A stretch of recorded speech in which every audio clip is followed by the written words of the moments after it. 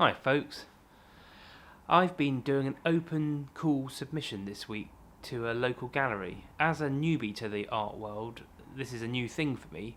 As I understand it, galleries do this regularly. They make an open invitation to artists to submit work and they choose things to put together an exhibition. It has been quite a daunting process really, and I feel like I'm slightly outside my comfort zone.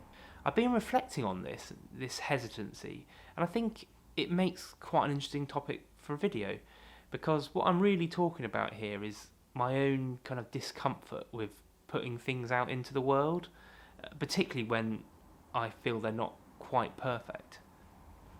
Finding peace with imperfection seems to me to be a big part of becoming an artist, but it also chimes with me in terms of recovering from a long-term illness. Because one of the things I've noticed is that trying to be a bit less of a harsh self-critic seems to be a big part of the recipe of getting better and being less tired. So I thought this video might be useful to anyone who's making art or working on getting better, or indeed a mixture of the both. But rather than just sitting here and chatting at you for 10 minutes, I thought I'd get on with framing one of the pictures for the exhibition whilst we chat. Let's go. I'd be interested to know what you think about this, but as a newbie to the art world, it does feel like something of a closed shop. I've spoken to a number of other artists and watched a few videos by gallerists or curators, and the typical kind of advice tends to be, oh, you've just got to put yourself out there, you've got to meet some people, develop your network. Reading between the lines here, what I'm hearing is that relationships are how to get your foot in the door. But wasn't it always like this in every industry? It certainly feels a bit daunting to me. As someone battling with chronic fatigue, I've been learning which activities are energising for me and which ones are draining.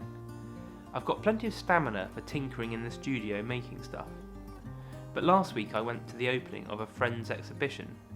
I was in a crowded room for about 45 minutes, and by the end of it I was absolutely wiped out. Personally, I'm just not up to the demands of mingling and networking at the moment.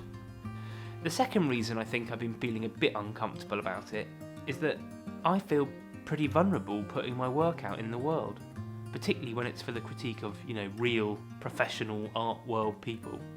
I think this self-consciousness has only been compounded by having limited energy. I never have quite enough puff to get things where I'd like them, and little gremlin is always saying to me, well, a real artist would be painting every day, or why aren't you painting for 8 hours a day?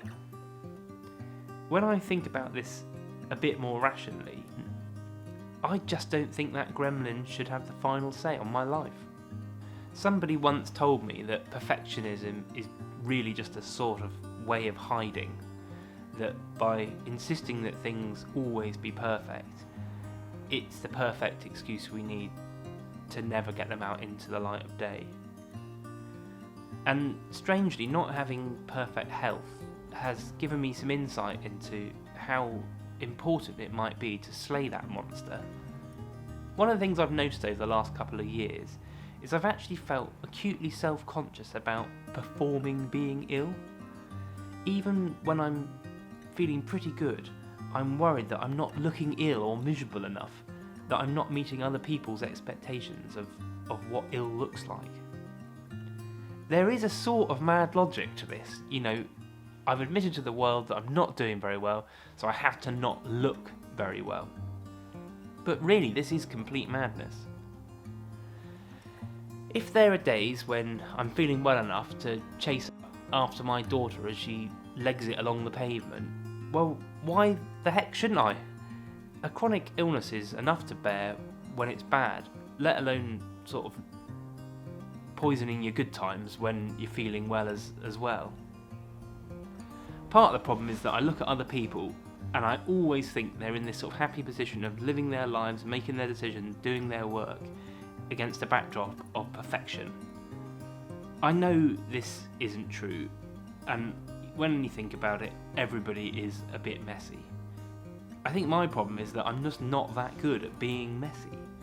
One of these days I will make a video about my sketchbooks from when I did my A-levels, my senior year, and my art teacher used to be absolutely exasperated with me because I just wouldn't show my workings. I just like to present a really polished version of myself to the world.